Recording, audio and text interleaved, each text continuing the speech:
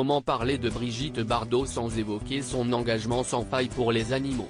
Dans les colonnes du Point, ce 16 août, l'ancienne vedette de cinéma de 88 ans a pris la parole sur de nombreux sujets et s'est notamment souvenu de la genèse de son intérêt pour la cause animale, essentielle dans sa vie.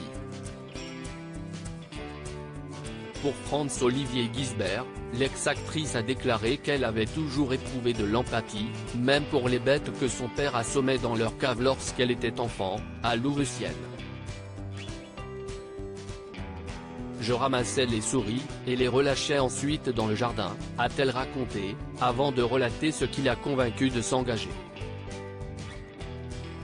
Plus tard, en 1962, j'avais été alerté par un ami, le photographe Jean-Paul Steiger, sur les méthodes répugnantes des abattoirs parisiens de la Villette, où l'on saignait à vif les bêtes de boucherie, a-t-elle rapporté dans l'hebdomadaire. Il s'était fait embaucher là-bas pour prendre des photos en douce. Quand il me les a montrées, j'étais dévasté, épouvanté.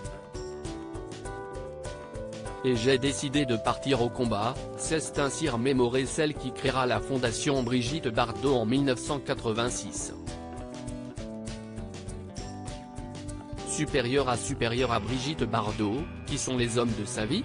Quand les bouchers et les chasseurs voulaient la peau de Brigitte Bardot le 19 juin dernier sur Canal+ Docs, le documentaire Brigitte Bardot l'insoumise, réalisé par Mireille Dumas, revenait sur l'amour de l'ancienne comédienne pour les animaux.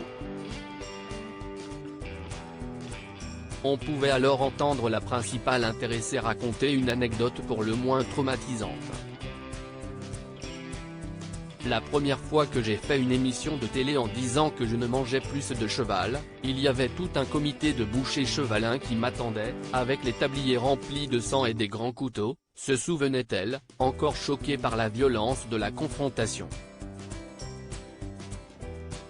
Ils ont dit à mon gardien, quand elle arrivera à ta patronne, tu lui diras qu'on l'attend avec les couteaux, on va lui expliquer ce qu'on pense de ce qu'elle a dit, avait-elle ajouté. Aux menaces proférées par les bouchers chevalins s'était par la suite ajoutée celle des chasseurs, à qui elle s'opposait déjà. Ils m'ont menacé de mort. Je me suis même demandé si je devais continuer ce combat.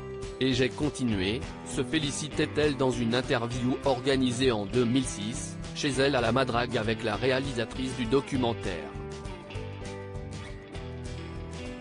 Crédit Photo, agence.